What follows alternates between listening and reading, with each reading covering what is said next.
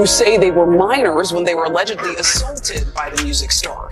The youngest allegedly just 9 years old. The complaint alleges in part that defendant Combs and another defendant committed a, quote, violation of New York City Victims of Gender-Motivated Violence Protection Act by viciously and violently forcing sexual contact, oral sex, and sexual intercourse on the plaintiff. Wherever he is, his resolve is the same.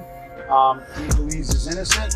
I believe he's innocent. And we're going to fight this case with all of our might until we don't have to fight any longer. Some of the hardest parts of this pain are the shame and the guilt I have experienced that plays a negative part in my day-to-day ability to function properly. And they usually do not indict someone, especially someone of this kind of public magnitude, without having all their ducks already lined up. So I imagine singer Cassie, whose true name is Cassandra Ventura, filed a shocking federal complaint against her ex-partner Sean Diddy Combs in November 2023, alleging that he had assaulted her both sexually and physically during their relationship.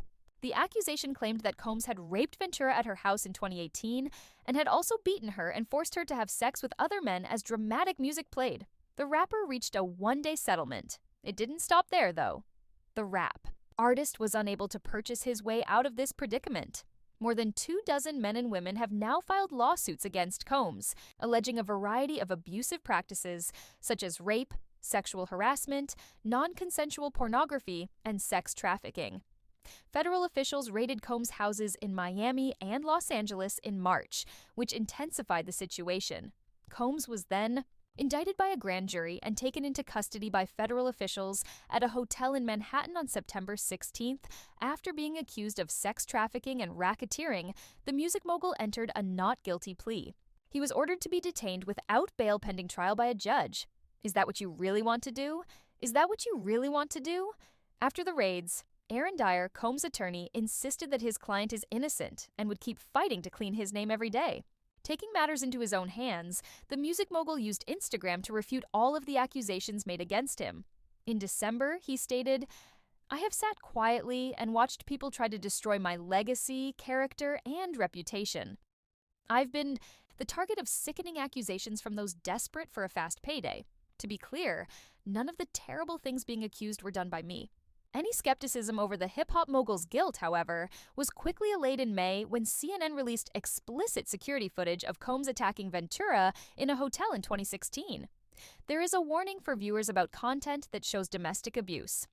In life, sometimes you gotta do that. I hit rock bottom. According to the complaint, Combs became... The lawsuit alleges that Combs got so drunk that he punched Ms. Ventura in the face, causing her to get a black eye. This, in turn, caused Ventura to attempt to leave the hotel room.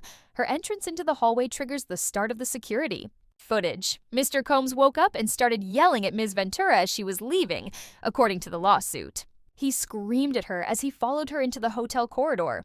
The lawsuit continues by saying that after grabbing her, he threw glass vases at her in the corridor. The video supports Cassie's assertions and dispels any lingering questions held by the public regarding her veracity, as it precisely corresponds with the accusations in her lawsuit. Until tangible proof is shown, survivors of domestic abuse are frequently not taken seriously. Suddenly, the reputation of one of the music moguls of hip-hop was ruined. Thought pieces about how one man was able to get away with abuse for so long without being detected, and jokes about baby oil were all over social media. Was he rich? His might? Who others remained mute while knowing what was happening? There's lively music. All of the staff members and celebrities who had been close to Diddy throughout the years were under a magnifying glass as people started to wonder how innocent they could have been. Was there only one major Hollywood secret here? However, we must look back if we are to fully see how Diddy was able to escape punishment for so long. Back in the 1990s, when Sean Combs was simply a young man from Mount Vernon aspiring to become a famous rapper and producer, he was not quite the superstar he is today, using any methods required. here? Oh man, it was like maybe over a decade ago. So I moved to a new neighborhood and they were like, well, what's this guy doing moving here in East Hamptons? And you know, and he has this estate on the water, what's going on? And so I said, everybody, come on over to the house so y'all get to know me. Let me invite some of my friends from Harlem, from 145th Street. Let me mix y'all together so y'all know you ain't got nothing to be afraid of. You ain't got to hold your pocketbooks tight or nothing when I'm jogging in the neighborhood. And you know, then it was history. Everybody became friends, and a lot of people, really kept friendships from that. It was something that I just did every summer, you know, in the Hamptons, and I took it overseas to Sandro Pay, and then I brought it here to LA. And why did you decide to bring it to LA this time around? I was out here shooting a movie and just out here meeting new people, and really also it was just the prime place to do because of Ashton's located here, and to do the whole malaria no more. Oh, well, I've never been to the white party before, and this is definitely a big way to spend 4th of July. I can't imagine it any other way, but being in New York all the other years, just seeing the fireworks and everything, LA was just a change of scenery, so I'm excited about it. Lastly, what makes Ashton and Diddy the perfect host for the night? They're just a dynamic duo. They're big together, so I don't know. I'm excited to see what's inside. I don't know. Diddy. Puff Daddy Diddy was born in Harlem, New York City, and was now just known as Sean Combs. He was raised in a single-parent home and had to assume the role of head of the household at an early age when his father was killed in a crime when he was just 3 years old. His artistic endeavors were supported by his mother, Janice Combs, and he found comfort in music. Following his graduation from Howard University, Diddy started his career as an intern at Uptown Records, one of the more established and well-known hip-hop firms with a roster that included musicians like Mary J. Blige. Among them were Heavy D, The Boys, and the infamous B.I.G. Biggie Smalls is doing what he does best in the rap industry. You're right, sweetie. He made a lot of contacts in the sector and quickly advanced through the company's levels to become vice president. However, this quickly ended when Andre Hero, the CEO of the company, sacked him for apparently becoming too large for his boots. Diddy claimed in an Oprah interview that he lost his job because he didn't comprehend office politics or protocol, and that two heads cannot live in the same castle. However, a youthful Sean Combs seemed unfazed. It encouraged him to become his own employer, if nothing else.